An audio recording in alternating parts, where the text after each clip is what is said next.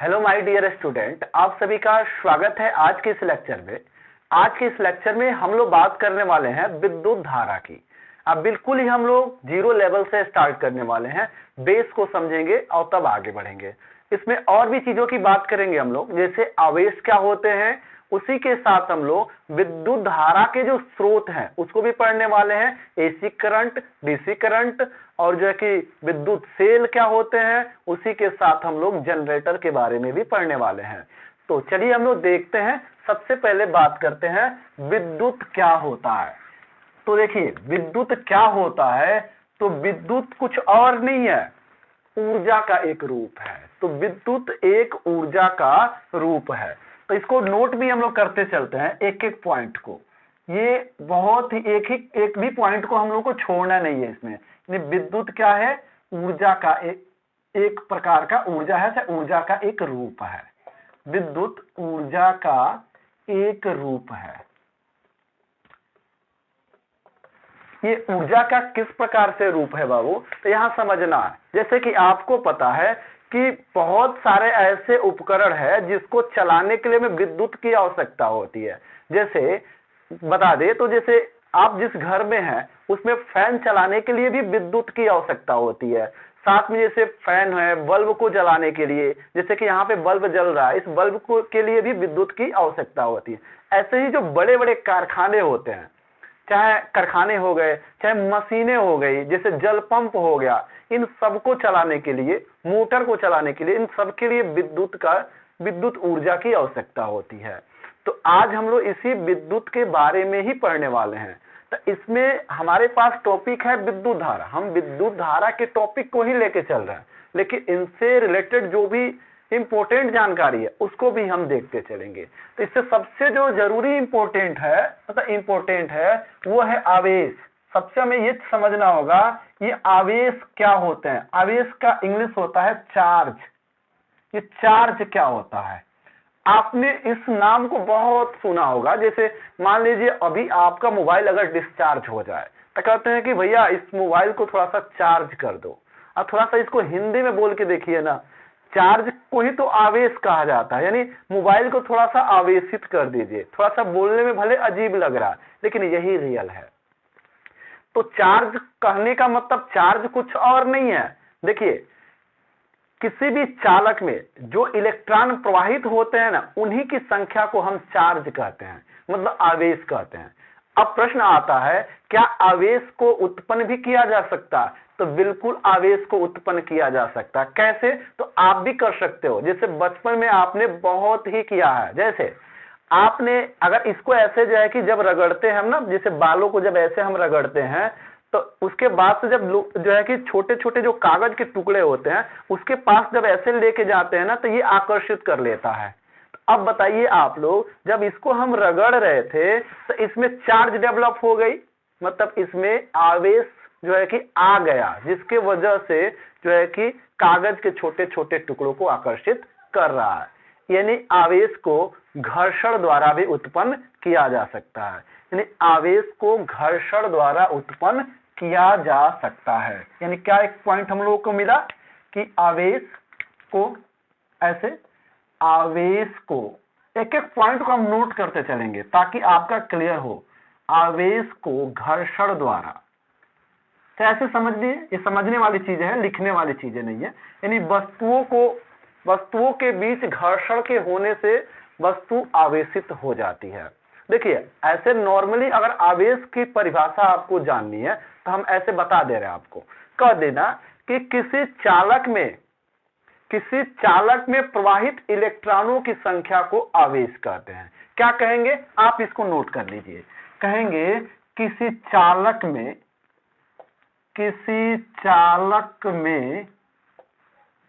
प्रवाहित इलेक्ट्रॉनों की संख्या,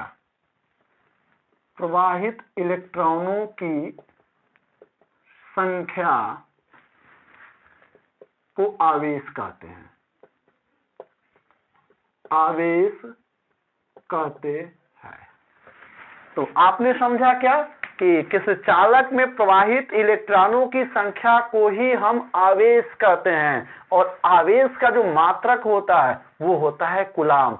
मतलब किसी आवेश को अगर हमें मापनी है, हमें पता करनी है कि किस पर कितना आवेश है, तो उसके लिए फॉर्मूला भी है और उसका मात्रक भी है। मात्रक होता है आवेश, सॉरी कूलाम। तो मात्रक इसका क्या होता है? तो मात्रक होता है आवेश का कूलाम। आपको याद रखना है, परीक्षा में यही पूछा जाएगा कि आवेश का मात्रक क्या होता है। तो आवेश का मात्रक कूलाम होता है। अगर आप चाहते हैं इसके लिए एक फॉर्मूला, तो फॉर्मूला भी होता है Q बराबर ME। अगर इलेक्ट्रॉनों की संख्या दी हो तो इससे, सॉरी इलेक्ट्रॉनों की कह रहे हैं यहाँ पे, हाँ इलेक्ट्रॉनों की संख्या अगर दी हो और इलेक्ट्रॉन का चार्ज अगर पता हो तो हमें आवेश का ज्ञान हो जाएगा, आवेश का पता चल जाएगा। अब बात करें इलेक्ट्रॉन की, तो इलेक्ट्रॉन पर जो है कि चार्ज जो होता है वो होता है 1.6 गुणे 10⁻⁻19 कूलाम। ये आपको याद रखना है। एक इलेक्ट्रॉन पर 1.6 गुणे 10⁻⁻19 कूलाम आवेश होता है। और एक चीज और बता दें, यदि मान लीजिए किसी चालक तार में अगर 1 एम्पियर की धारा प्रवाहित हो रही हो, अगर किसी को जो है कि बिजली का झटका लग जाए, जैसे बिजली मार दे, ऐसे कहते हैं ना कि बिजली लग गई है, तो देखिए उसके उस शरीर में से 1 सेकेंड में जो है कि 625, यहां समझना है 625 गुणे 10⁻16 इतना इलेक्ट्रॉन प्रवेश कर जाएगा आपके शरीर से। अगर आपके शरीर में कोई बिजली जो है कि मारती है तो 1 सेकेंड में आपको इतना, आपके अंदर से इतना इलेक्ट्रॉन 1 सेकेंड में ट्रांसफर हो जाता है। लेकिन कब? धारा अगर 1 एम्पियर की प्रवाहित हो तब। ठीक है, बात करते हैं आगे। देखिए आवेश के बारे में तो हम लोग समझ लिए, लेकिन आवेश भी 2 तरीके के होते हैं, यानी आवेश 2 प्रकार का होता है। पहला होता है धनावेश, और दूसरा होता है ऋणावेश। ये हम लोग को बहुत ही कि आसानी से समझ में आ जाएगा। जैसे देखिए जब इलेक्ट्रॉन पर जो चार्ज होता है वो माइनस होता है, तो देखिए जिस वस्तु से इलेक्ट्रॉन निकलता है, अर्थात जिस वस्तु में इलेक्ट्रॉन की कमी होती है उसे हम धनावेश कहते हैं कि वो वस्तु धनावेशित है। यानी कोई वस्तु धनावेशित तब कही जाती है जब उस वस्तु में इलेक्ट्रॉन की कमी होती है। देखिए जहां इलेक्ट्रॉन जाएगा वहां ऋणावेशित कर देगा। यानी जिस वस्तु में इलेक्ट्रॉन की अधिकता होती है वो वस्तु ऋणावेशित हो जाती है। यानी धनावेशित और ऋणावेशित बहुत ही सिंपल है समझना। देखिए जिस वस्तु में इलेक्ट्रॉन की कमी होती है वो वस्तु धनावेशित कहलाती है, और जिस वस्तु में इलेक्ट्रॉन की अधिकता होती है वो वस्तु जो है कि ऋणावेशित कहलाती है। ध्यान से आपको समझना है। एक जानकारी हम आपको और बताते हैं, वो क्या? तो इलेक्ट्रॉन की जो गति होती है वो कैसी होती है। जैसे मान लीजिए यहाँ पर जो है कि यहाँ हमने एक ऐसे दिखा दिया, एक स्टैंड बना देते हैं। जैसे देखिए ऐसे स्टैंड मान लीजिए हमने बना दिया। अब ध्यान से समझना है आप लोगों को। मान लीजिए इस पर धन आवेश है। क्या है बच्चों? इस वस्तु पर धन आवेश है, यहाँ पे धन आवेश है। यहाँ पे हम ऋण आवेश को लेते हैं, मतलब इस चालक तार में ऋण आवेश है, मतलब इस पर ऋण आवेश है, इस पर धन आवेश है।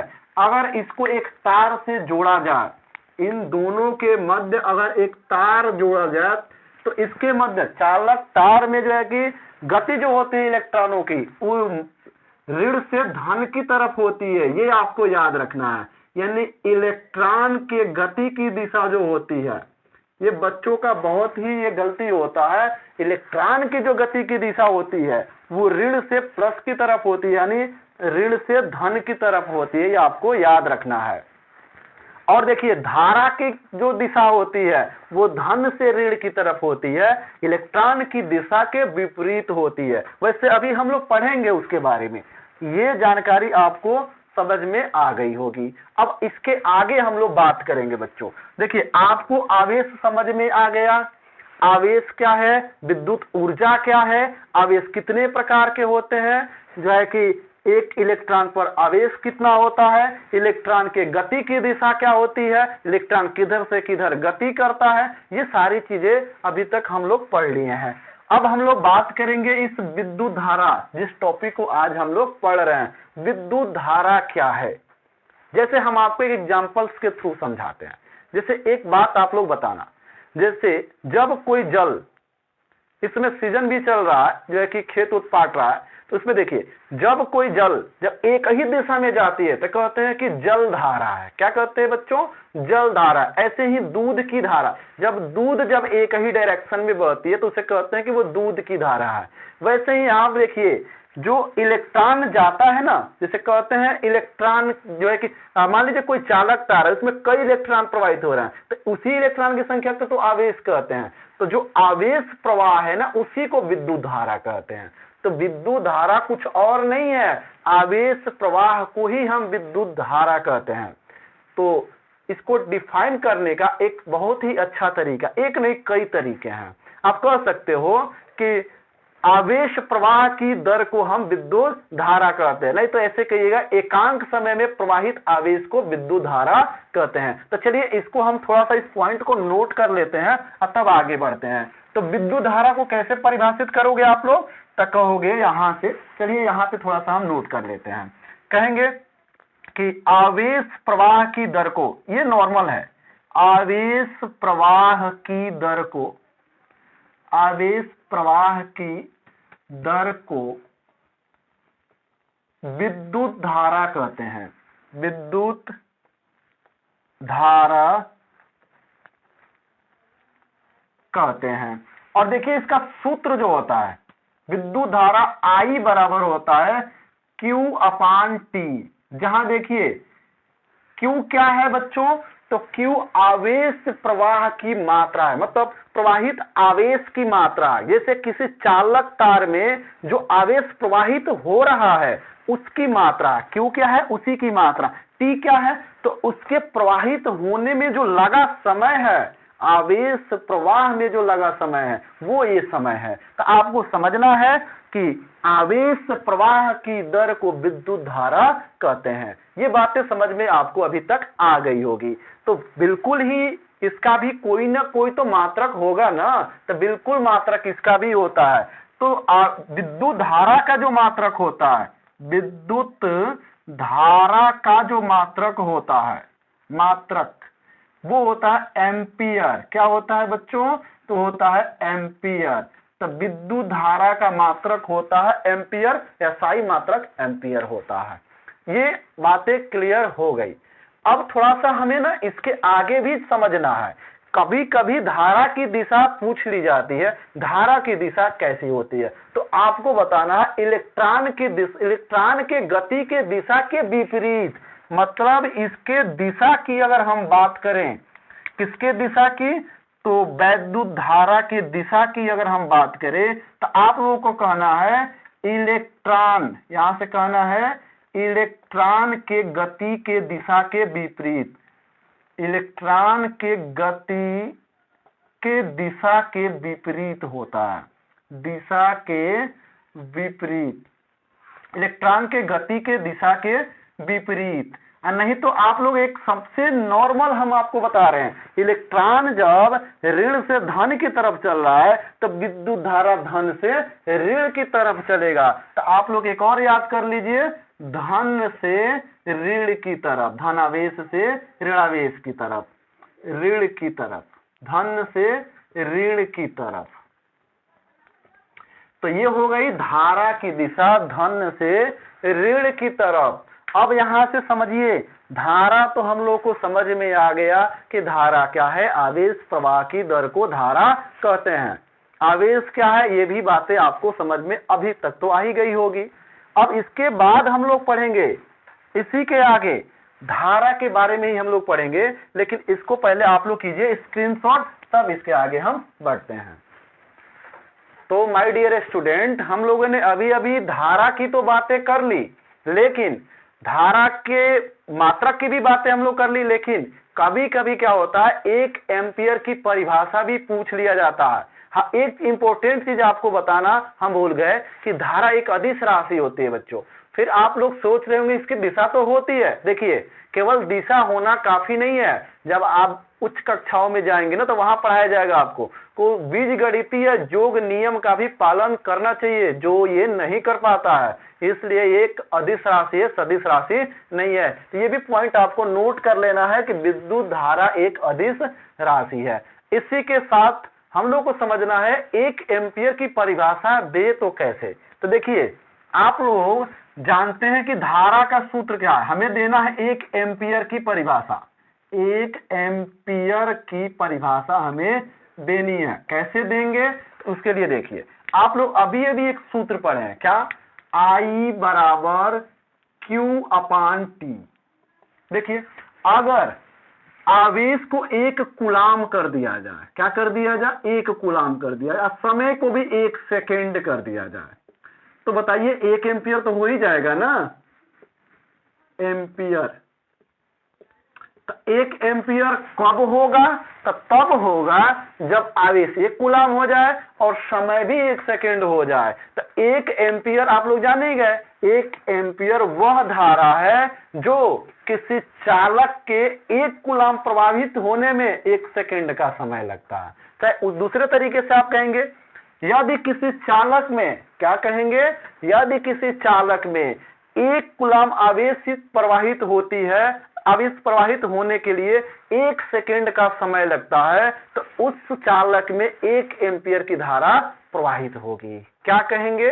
तो देखिए, यहां पे आप डेफिनेशन चाहो तो लिख सकते हो। कहेंगे यदि किसी चालक में, क्या कहेंगे? यदि किसी चालक में, यदि किसी चालक में 1 कूलाम धारा प्रवाहित, 1 कूलाम आवेश, सारी धारा कह रहे हैं, यदि किसी चालक में 1 कूलाम आवेश, 1 कूलाम आवेश प्रवाहित होने में,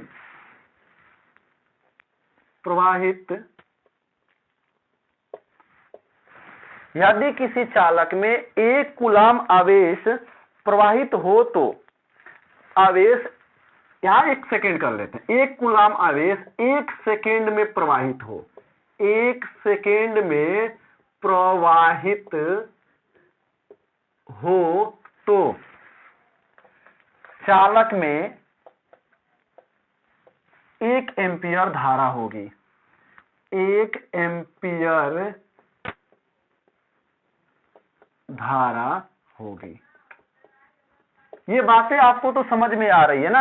यदि किसी चालक में 1 कूलाम आवेश 1 सेकेंड में प्रवाहित हो तो चालक में 1 एम्पियर धारा होगी। चालक में 1 एम्पियर धारा कब बहेगी? जब 1 कूलाम आवेश को प्रवाहित होने में 1 सेकेंड का समय लगे। ये हो गया 1 एम्पियर की परिभाषा। इसी को बच्चे लेके रोने लगते हैं कि कैसे 1 एम्पियर की परिभाषा दे। तो इसके लिए आपको एक फॉर्मूला सिंपली याद होना चाहिए और इस तरीके से आप क्या कर सकते हो? डिफाइन कर सकते हो। लेकिन अब बात करेंगे इसके आगे, इससे जुड़ी और भी जो है कि अच्छी जानकारी की। क्या है? तो वह है कि विद्युत धारा भी तो कई प्रकार की होती है। धाराएं कोनो जो है कि ऐसे ऐसे चलती है, कोनो ऐसे ऐसे चलता है, उसकी बातें हम लोग करेंगे। तो विद्युत धारा 2 प्रकार की होती है, यानी विद्युत धारा के प्रकार। तो कहेंगे कि विद्युत धारा, चलिए इसको ब्लैक थोड़ा सा हम कर लेते हैं। विद्युत धारा 2 प्रकार की होती है, 2 प्रकार की होती है। कौन कौन सी? तो पहली होती है दिष्ट धारा, जिसको कहते हैं डीसी, डायरेक्ट करंट, और दूसरा होता है हम लोगों का एसी, मतलब प्रत्यावर्ती धारा। तो धाराएं कितनी होती हैं? तो विद्युत धारा 2 प्रकार की होती है। पहला होता है दिष्ट धारा, दूसरा होता है प्रत्यावर्ती धारा या अल्टरनेटिव करंट, मतलब एसी जिसको आप लोग कहते हो। तो अब थोड़ा सा ना इससे जुड़ी जानकारी हम लोग समझते हैं। सबसे पहले बात करते हैं दिष्ट धारा बहती किसमें है? सबसे पहले इसकी बात है, इसका स्रोत क्या है? दिष्ट धारा का स्रोत क्या है? हम आज स्रोत के बारे में ही डिस्कशन करने वाले हैं। जैसे देखिए, दिष्ट धारा जो होती है, वो शुष्क सेल में जो धारा बहती है, शुष्क सेल माने टार्च सेल भी आप इसको कह सकते हो, टार्च सेल। तो देखिए शुष्क सेल में जो बहने वाली धारा होती है वो डिस्ट धारा होती है, अर्थात डीसी होती है।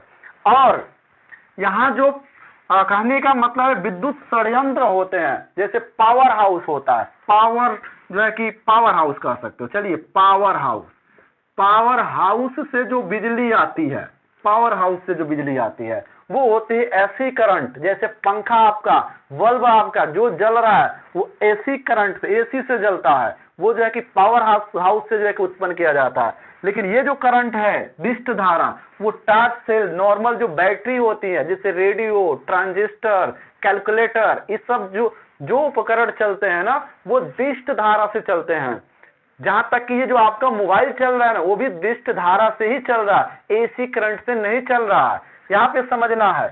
तो आपको ये तो समझ में आ गया कि प्रत्यावर्ती धारा किससे प्राप्त किया जाता है और डिस्ट धारा किससे प्राप्त किया जाता है। लेकिन इतना ही जानकारी हमारे लिए काफी नहीं है, थोड़ा सा और भी समझते हैं। क्या समझते हैं? तो सबसे पहले समझते हैं डिस्ट धारा क्या है, कैसी है। तो देखिए, वह विद्युत धारा जो एक ही दिशा में गति, मतलब जिसकी डायरेक्शन एक ही होती है, जिसकी दिशा समय के साथ नहीं बदलती है, यानी वह विद्युत धारा जिसकी दिशा समय के साथ नहीं बदलती है, डिस्ट धारा कहलाती है।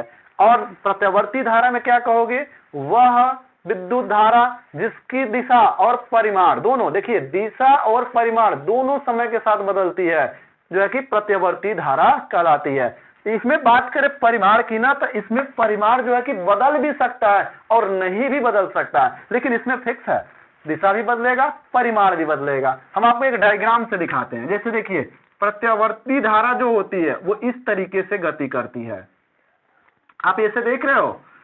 इसकी जो दिशा, जो ये जो है कि डिस्ट धारा जो होती है वो इस तरीके से जो है कि गति करती है। यहाँ पे आप देख रहे हो, अगर ये टी लिया जाए और ये जो है कि आई लिया जाए, यहाँ पे देख रहे हो आप लोग, तो इस तरीके से इसमें गति देखने को मिलती है आपको।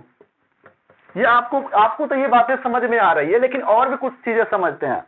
देखिए, इसकी जो दिशा होती है वो धन और ऋण दोनों होती है, लेकिन इसकी जो दिशा होती है या तो धन या तो ऋण, एक ही दिशा होती है। लेकिन इसमें धन और ऋण, मतलब कभी धन तो कभी ऋण, ऐसे होते रहते हैं। अब बात करें कि जो वायर होते हैं, जो चालक तार होते हैं, उसमें जो डिस्ट धारा जो होती है उस वायर के मध्य में जो है कि जाता है, और जो प्रत्यावर्ती धारा अर्थात एसी करंट है वो जो है कि वायर के सतह पर चलता है। ये आपको जो है कि जानकारी याद रखनी है। और देखिए, थोड़ा सा एक जानकारी आपको और हम बता दें, डिस्ट धारा से हम चुंबक बनाया जा सकता है। चुंबक को बनाने के लिए डिस्ट धारा का प्रयोग करते हैं, लेकिन चुंबक को बनाने के लिए हम यहाँ पे प्रत्यावर्ती धारा का प्रयोग हम नहीं कर सकते हैं। उसके साथ एक और भी जानकारी हम लोग को समझनी है, वो क्या है? तो एसी जो होता है वो डीसी से खतरनाक होता है, मतलब डीसी की तुलना में एसी खतरनाक होता है। और एसी को एक जगह से दूसरे जगह ले जाने के लिए बहुत ही कम खर्च जो है कि देना पड़ता है, करना पड़ता है। लेकिन डीसी को एक जगह से दूसरे जगह ले जाने में ज्यादा खर्च आ जाता है, इसीलिए एसी का उपयोग सबसे ज्यादा हो रहा है। यह आपको समझनी है। सबसे कम खर्च जो है कि एसी को ले जाने में, सबसे अधिक खर्च डीसी को ले जाने में। सबसे ज्यादा ऊर्जा का व्यय किस में होता है? तो डीसी में होता है। कम ऊर्जा का व्यय किस में होता है? तो एसी में होता है। यह आपको समझना है। तो ऊर्जा बचाना है तो एसी लगाइए, एसी नहीं लगाना है तो एसी करंट वाले उपकरण लगाइए। अगर ऊर्जा आपको बर्बाद करनी है तो डीसी वाले उपकरण लगाइए। चलिए यहाँ पर देखते हैं इसके बाद के टॉपिक्स को। तब तक कीजिए आप लोग इसका स्क्रीनशॉट। तो बच्चों, अभी अभी आप लोगों ने समझा जो है कि एसी और डीसी के बारे में, लेकिन विद्युत धारा जब रहेगी नहीं तो एसी डीसी का बात ही नहीं होता है। सबसे पहले ये तो हमें पता चल जाए ना कि ये जो विद्युत धारा का स्रोत क्या है, ये हमें मिलेगी कहां से। तो आपको पता है कि विद्युत धारा दो जगहों से मिलती है। कहां से? तो एक जनरेटर से मिल सकता है, नहीं तो दूसरा कहां से? तो बैटरी से, सेल से प्राप्त होता है। तो यहाँ हम लोग एक हेडिंग पढ़ेंगे जिसका नाम होगा क्या? तो विद्युत धारा के स्रोत। शायद आपको पता होंगे कि विद्युत धारा के स्रोत क्या क्या है। लेकिन आज इस वीडियो में जो जानकारी मिलने वाली है वो कुछ खास है, विद्युत धारा के स्रोत। शुरू में बताया गया था कि कुछ खास करने वाले हम लोग, तो ये खास अब थोड़ा शुरू हो रहा है। चलिए देखते हैं खास क्या है। तो विद्युत धारा के मुख्यतः दो स्रोत होते हैं। कौन कौन होते हैं बाबू? तो पहला होता है जो है कि विद्युत सेल। क्या होता है? विद्युत सेल, इलेक्ट्रिक सेल। और दूसरा होता है हम लोग का जनरेटर, मैंने ऐसे कह सकते हैं बाबू, विद्युत जनित्र होता है। क्या होता है? विद्युत जनित्र, विद्युत जनित्र या डायनमो भी इसको कहते हैं।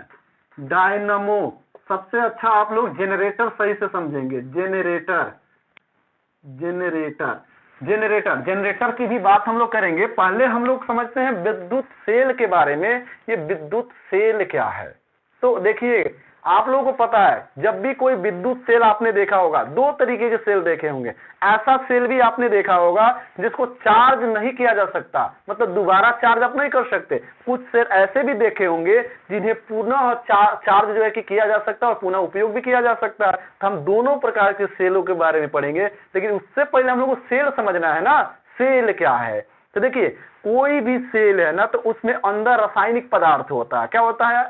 आपने क्या सुना? आपने यही सुना कि रासायनिक पदार्थ होता है। तो वही रासायनिक अभिक्रिया होती है तो हमें विद्युत धारा का प्रवाह होता है। हम आपको बताते हैं। देखिए, विद्युत सेल क्या है, तो आप कह सकते हो कि वह, ऐसे बोल देंगे, वह युक्ति, चाहे वह मशीन, चाहे वह उपकरण जो रासायनिक ऊर्जा को रासायनिक ऊर्जा को विद्युत ऊर्जा में बदल देता है, उसे हम कहते हैं विद्युत सेल। तो विद्युत सेल क्या है? एक ऐसी युक्ति है जो रासायनिक ऊर्जा को विद्युत ऊर्जा में बदलने का कार्य करती है। तो आप चाहो तो इसको बड़ा ही सुंदर तरीके से परिभाषित भी कर सकते हो।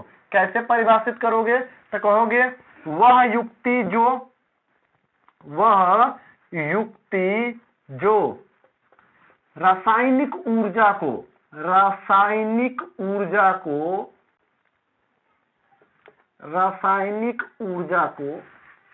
विद्युत ऊर्जा में बदल देता है, विद्युत ऊर्जा में बदल देता है,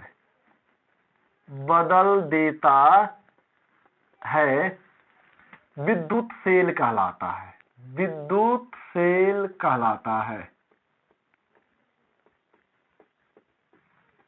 देखिए, ये तो हमने समझ लिया कि विद्युत सेल क्या है, कैसे कहलाता है। लेकिन अब बात करें इसकी संरचना, ये दिखती कैसी है। तो देखिए, हम संरचना भी आपको दिखाते हैं ये कैसा दिखता है। तो देखिए, संरचना बहुत नॉर्मल है। तो देखिए, इसमें क्या होता है, एक बर्तन होता है, एक जो है कि ऐसे कोई भी बर्तन। देखिए, इसमें एक जानकारी हम आपको बता देते हैं, बर्तन किसी भी आकार का कैसे भी हो सकता है। तो चलिए, हम यहाँ पे एक बर्तन ले रहे हैं जो आपको पसंद तो आएगा ही ना। चलिए यहाँ देखते हैं, नया तो आप सुंदर बना लीजिएगा। चलिए, ये हमने एक बर्तन बना लिया इस तरीके का, ठीक है ना। इसमें हम भर देंगे विद्युत अपघट्य। ये जो विद्युत सेल होता है ना, इसमें विद्युत अपघट्य इस तरीके से भरे रहते हैं। रुकिए, कलर चेंज करते हैं। इसमें ये जो है कि विद्युत अपघट्य भरे रहते हैं। ये है विद्युत अपघट्य। इसी में जो है कि धातु के दो इलेक्ट्रोड लगे होते हैं इस तरीके से। इसको ब्लैक करते हैं। इसमें दो इलेक्ट्रोड लगे होते हैं इस तरीके से, धातु के, अलग अलग धातु के दो इलेक्ट्रोड लगे होते हैं इसमें। इसका कनेक्शन एक दो वायरों से होता है इस तरीके से, जैसा कि आप यहाँ चित्र में देख रहे हो। तो ये क्या है? तो ये है विद्युत अपघट्य। विद्युत अपघट्य भरा हुआ है, अपघट्य भरा हुआ है। ये क्या है? तो ये दोनों के दोनों इलेक्ट्रोड है। क्या है? इलेक्ट्रोड, इसे कहते हैं इलेक्ट्रोड। और यहाँ देखिए, अगर ये धन होगा तो इसे कहेंगे एनोड, अगर ये ऋण होगा तो इसे कहेंगे कैथोड। ये भी आपको याद रखना है। चलिए, अब थोड़ा सा इसकी संरचना की थोड़ा सा इसको सहार लेते हैं। कैसे बाबू? तो कहेंगे कि विद्युत सेल में दो अलग अलग धातुओं की छड़ें होती है जिन्हें इलेक्ट्रोड कहते हैं। ये हो जाएगा, जिनको एक बर्तन में भरे विद्युत अपघट्य के विद्युत अपघट्य के जलीय विलयन में इन दोनों छड़ों को डुबोया जाता है, जैसा कि चित्र में प्रदर्शित किया गया है। ये हो गया इसकी संरचना। अब बात करें इसके कार्य भी, देखिए कैसे ये कार्य करता है। तो देखिए, जब दोनों इलेक्ट्रोडों को विद्युत अपघट्य में डुबोया जाता है तो धन आवेश, मतलब एक इलेक्ट्रोड पर धन आवेश तथा दूसरे इलेक्ट्रोड पर ऋण आवेश एकत्रित होने लगते हैं। जिस इलेक्ट्रोड पर ऋण आवेश जो कि संचित होता है उसे हम कैथोड, तथा जिस इलेक्ट्रोड पर धन आवेश एकत्रित होता है उसे एनोड कहते हैं। मतलब कहने का अर्थ है, जिस इलेक्ट्रोड पर धन आवेश संचित होगा उसे हम कहेंगे एनोड, और जिस इलेक्ट्रोड पर ऋण आवेश संचित होगा उसे हम कहेंगे कैथोड। इसके बाद दोनों इलेक्ट्रोडों को जब चालक तार से जोड़ दिया जाता है तो उसमें आवेश प्रवाहित होने लगते हैं। फिर से देखिए, आवेश प्रवाहित होने का मतलब इलेक्ट्रॉन प्रवाहित होने लगते हैं, और उसके बाद जो है कि परिपथ में, अच्छा है, जिसमें भी तार में जो है कि विद्युत धारा बहने लगती है। इस प्रकार से ये विद्युत सेल का ये संरचना है और ये कार्य रहा। तो उम्मीद है कि आपको ये विद्युत सेल समझ में आ गया होगा। अब इसी के बाद हम लोग बात करेंगे ये विद्युत सेल के प्रकार की। तो देखिए, विद्युत सेल दो प्रकार के होते हैं। कितने प्रकार के होते हैं? दो प्रकार के होते हैं। चलिए, इसकी संरचना खत्म हो गई है, अब थोड़ा सा इसके प्रकार समझते हैं। तो विद्युत सेल के प्रकार, ठीक है। तो देखिए, आप लोग जो है कि चैनल को सब्सक्राइब भी करते रहिए। विद्युत सेल के प्रकार, विद्युत सेल के प्रकार। तो देखिए, विद्युत सेल जो है कि दो प्रकार का होता है। पहला क्या होता है? तो पहला होता है प्राथमिक सेल, जिसको प्राइमरी सेल कहते हो, प्राथमिक सेल। और दूसरा होता है द्वितीयक सेल, द्वितीयक सेल, द्वितीयक सेल। तो देखिए, दो सेल है, एक है प्राथमिक सेल और दूसरा है द्वितीयक सेल। तो देखिए, ध्यान से समझिएगा। देखिए, जिस सेल को, जिस विद्युत सेल को पुनः आवेशित नहीं किया जा सकता, जिस सेल को पुनः आवेशित नहीं किया जा सकता उसे हम कहते हैं प्राथमिक सेल, और जिस सेल को पुनः आवेशित किया जा सकता है उसे कहते हैं द्वितीयक सेल। याद रखना आपको, मतलब इसे आवेशित नहीं किया जा सकता, आवेशित नहीं किया जा सकता, नहीं किया जा सकता। इसको आवेशित किया जा सकता है, आवेशित किया जा सकता है, ये आपको समझना है। इसे आवेशित नहीं किया जा सकता, इसे आवेशित किया जा सकता है। जैसे एग्जांपल्स की बात करें ना बाबू, तो यहां थोड़ा सा समझिएगा एग्जांपल्स में। जैसे देखिए, डेनियल सेल है, जैसे बहुत सारे सेल है। एक है लेक्लांची सेल। क्या है बच्चों? एक लेक्लांची सेल। लेक्लांची सेल जो होता है वो भी जो है कि प्राथमिक सेल ही होता है। डेनियल सेल, इसके बहुत सारे एग्जांपल है। डेनियल सेल, उसके बाद आता है डेनियल सेल, उसके बाद से वोल्टीय सेल। क्या हो जाएगा? वोल्टीय सेल, वोल्टी इधर लिखते हैं, उस कैटेगरी में नहीं जाना है। वोल्टीय सेल, वोल्टीय सेल, वोल्टीय सेल के बाद आपका आ जाएगा जैसे शुष्क सेल भी हो जाएगा, शुष्क सेल, शुष्क सेल। ये हो गया बटन सेल, बटन सेल, जो छोटा छोटा जो सेल होता है ना, बटन सेल। ये सब क्या है? ये प्राथमिक सेल के उदाहरण है।